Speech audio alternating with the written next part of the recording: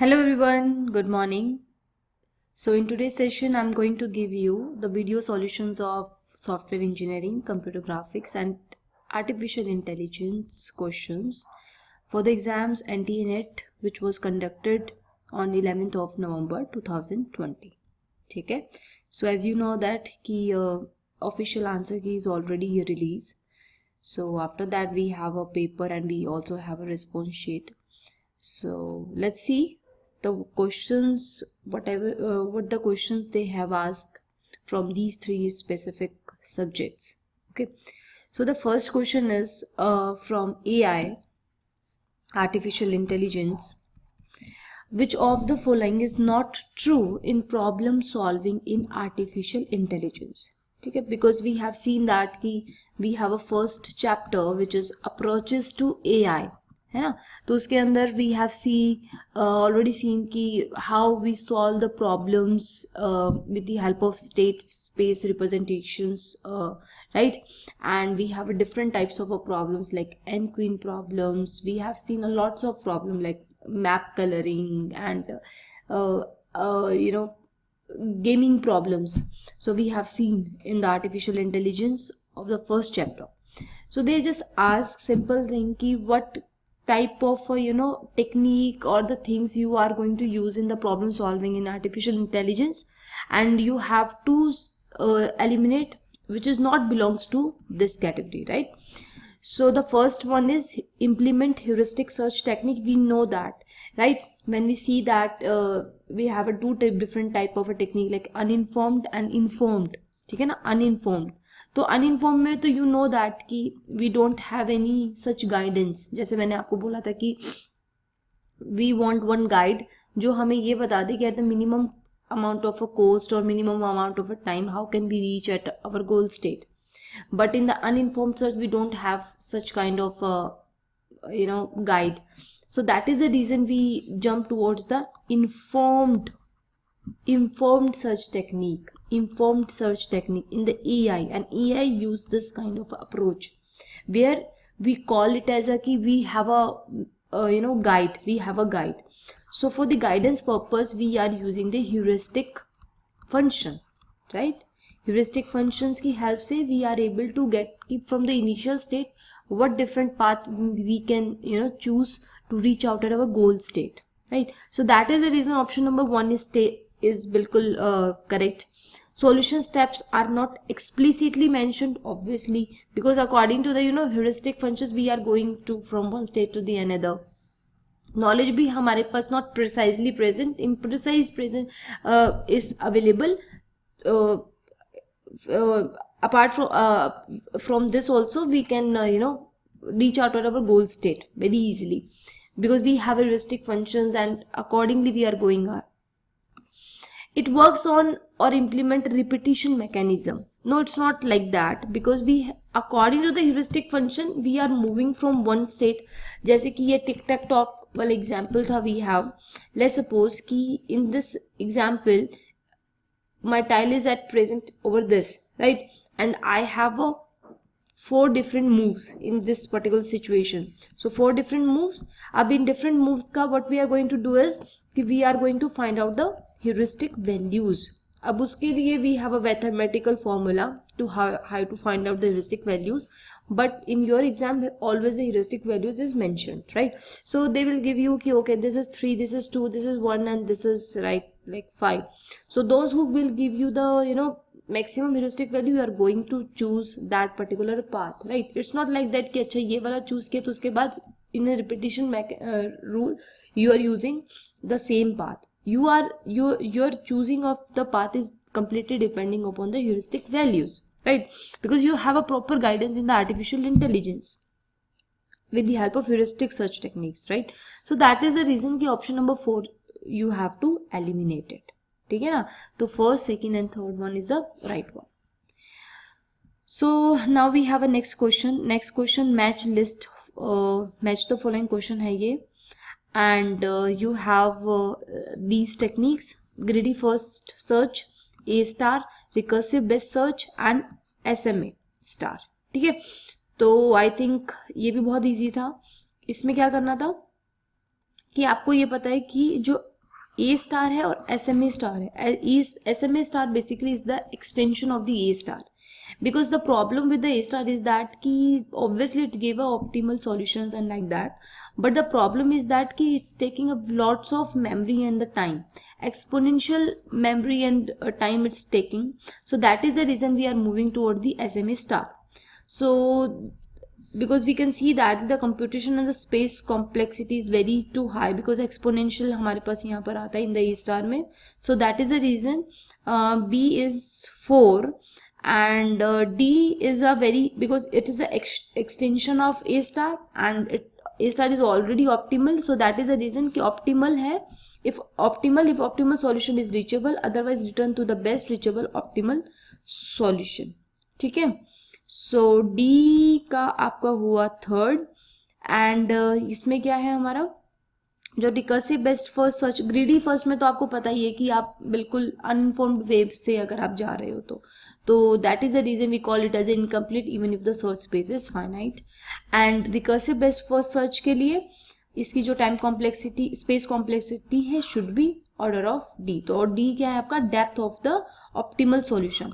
अब मतलब अगर मुझे यहाँ पर ऑप्टिमल सॉल्यूशन मिल गया तो ये this is we call it as a D.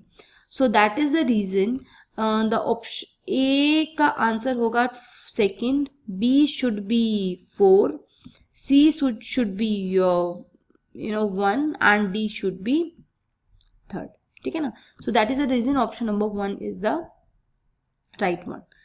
SMA का फुल फॉर्म है simplified memory bounded A star. तो बेसिकली ये क्या है कि ये ए स्टार के ऊपर ही यू नो बेस्ड है. And whatever the qualities we have in the A star, because we know that कि ऑप्टिमेलिटी हमें ए स्टार एल्गोरिथम से मिलती है, राइट. तो optimality is also is you know inherited in the SMA star also, but the problem with that A star algorithm is that कि exponential memory की इसमें हमें ज़रूरत पड़ती है, right. बहुत सारे सर्चेज, उन सारे सर्चेज को हम we are considering it, और फिर उसके बाद we are going to at particular goal state. So that is the reason it's taking a lot of memory, and that is the reason we moving toward the simplified memory bounded A star. तो इसी की एक extension है ये algorithm. ठीक है. So now the next one is arrange the following types of cohesion from best to worst type. So this is the question from the software engineering. और ये मैंने आपको जब cohesion और coupling करवाया था तो उसमें भी मैंने बहुत बार आपको ये बोला था कि प्लीज़ इसकी सीक्वेंस आप याद कर लो, और सीक्वेंस के साथ आपको उसके मीनिंग भी पता होना चाहिए कि बेसिकली कि ये सीक्वेंस अगर नंबर 1 पे आ रही है कोहेजन के केस में तो why they are coming at the number 1, what kind of a dependency in between the two modules, right. तो बेसिकली यू नो दैट कि जब हमें पता है कि when we are designing the software ना, तो उसके अंदर हम सारे फंक्शंस को, डिफरेंट फंक्शंस को, डिफरेंट मेथड्स को we are you know building in one module. जैसे कि if there have a one module, so we are putting some functions in one module, then another module, then another module of it. When we are combining all the modules together, then we call it as a one software, right, one program. So but the reason behind is to construct this kind of a module, because if we want, let's suppose कि this is a module which shows a functionality of the summation, right, it shows the functionality of some other function like percentage. देखिए हमने example लिया था big बाजार वाला. तो if I want to change something in this module, then it should not be disturb to the another module. So that is the reason modularization is very important in the designing phase, right. So when the modularization concept comes into the picture, we have seen two things. The first one is cohesion and the second one is coupling. ठीक है ना. Coupling में क्या था कि when because ऐसा नहीं हो सकता कि ये दोनों आपस में इंटरेक्ट ही ना करें, राइट. तो there are some conditions when they two different modules are going to interact with each other. ठीक है ना. क्योंकि हम ये चाहते हैं कि इंटरेक्शन ना कम से कम ही हो, बिकॉज अगर ज़्यादा इंटरेक्शन होगा तो अगर कुछ चेंजेस यहाँ पर आए तो वो चेंजेस ऑब्वियसली यहाँ पर भी रिफ्लेक्ट आने वाले हैं, right. So that is the reason कि मतलब हम ये नहीं कह सकते कि बिल्कुल भी कम्युनिकेशन नहीं होगा, दोनों मॉड्यूल्स के बीच में होगा, but at what conditions. So that conditions basically वो क्या होगा, कपलिंग. कपलिंग मतलब when two modules are communicating with each other, right? So coupling में we have a different types की at what point of a time कि they are going to data coupling है, data की अगर demand है दूसरे module से तो then we they are going to communicate, या स्टैम्प कपलिंग, या फिर they want to share the data structure at that point of a time they are going to communicate.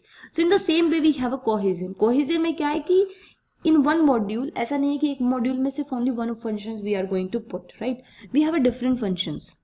But वो जो different functions हैं उनको हमने किस वे से एक साथ रखा है, ये चीज देखने वाली है. अगर मैं कहती हूँ कि मैंने 2 या 4 फंक्शंस को एक साथ एक मॉड्यूल में रखा है, तो at what conditions they are at one module. तो बेसिकली कोहेजन क्या है कि कोहेजन है कि जब एक मॉड्यूल के अंदर डिफरेंट फंक्शंस है, जब वो आपस में कम्युनिकेट करेंगे तो उनका क्या प्रोसीजर है, भाई क्यों हमने उसको उन सारे मॉड्यूल्स को फंक्शंस को एक मॉड्यूल में डाला है.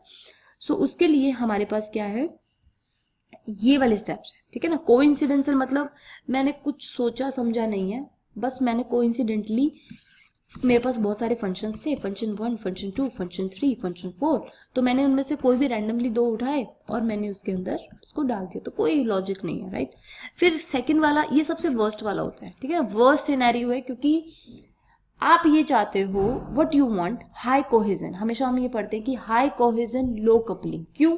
क्योंकि हाई कोहेजन मतलब अगर एक मॉड्यूल के अंदर एक जैसे एलिमेंट्स या फंक्शंस प्रेजेंट होंगे तो ही वो अपनी फंक्शनैलिटी को बहुत अच्छे से प्रेजेंट कर सकता है. एंड अगर 2 मॉड्यूल्स हैं, 2 मॉड्यूल्स आपस में कम्युनिकेट करेंगे, तो अगर एक मॉड्यूल में अगर हम कोई चेंजेस करेंगे तो दूसरे में भी हो जाएगा, right. So that is the reason we want low coupling and high cohesion. तो ये कह रहे कोइंसिडेंटली हमने चीज़ों को डाल दिया, तो इसका मतलब वो मॉड्यूल अच्छे से परफॉर्म नहीं कर पाएगा अपनी एक फंक्शनैलिटी को, right.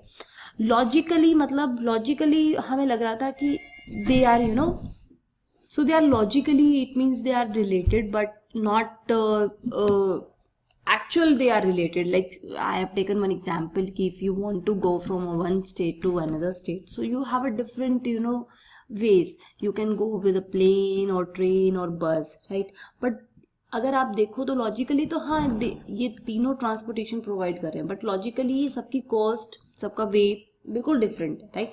So in the same way कि दे आर सेइंग कि logically they are similar, so that is the reason we put them together in the one module. फिर टेम्पोरल आता है कि टाइम से related they are working at the same time, so that is the reason we put it in the same module. Procedural, ठीक है ना. Procedural में क्या होता है कि अगर एक कि प्रोसीजर वाइज कि अगर पहले ये कंप्लीट होगा फिर ये वाला कंप्लीट, तो ये प्रोसीजर है कि इसके बाद ये वाला फंक्शन आएगा, इसके बाद ये वाला फंक्शन, तो एक प्रोसीजरली ये आपस में रिलेटेड है. So that is the reason we put them in together. Now the communicational में क्या है कि डेटा भी शेयरिंग हो रही है, राइट. जैसे प्रिंटर है, इनपुट डिवाइसेस और प्रिंटर का आपस में अगर मैं कोई कमांड दे रही हूँ तो प्रिंटर के पास ही जाएगी, राइट.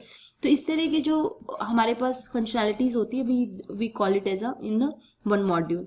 फिर सिक्वेंशियल फ्लो है, और फंक्शनली मतलब ये वाला फंक्शन भी सम प्रोवाइड कर रहा है, ये वाला फंक्शन भी सम प्रोवाइड कर रहा है. So that is the reason both of them showing the same functionality, I am putting in some same module. तो सबसे बेस्ट तो यही है कि जो सबसे ज्यादा जो modules in one module, those functions who are showing the same functionality, we are putting them in together. This is the best technique. दूसरा क्या है कि सीक्वेंस, एक सीक्वेंस में पाइपलाइनिंग की तरह जा रहे हैं, so that is the reason we put them together. फिर कम्युनिकेशनल, फिर procedural, temporal, logical and coincident, ठीक है ना. तो इसका सबसे बेस्ट, तो लेट्स सी दिस कि what should be the answer. So इन्होंने कहा कि बेस्ट, देखो ये चीज पढ़ो पहले, बेस्ट टू वर्स्ट. बेस्ट अब लगाओ आप अपने अकॉर्डिंगली ही इसको देखो कि जस्ट अभी हमने इसको कंप्लीट किया है. सबसे बेस्ट क्या है, फंक्शनल, वो दिया ही नहीं हुआ. सेकंड नंबर पे क्या था, सिक्वेंशियल, ठीक है ना, ये दिया हुआ है.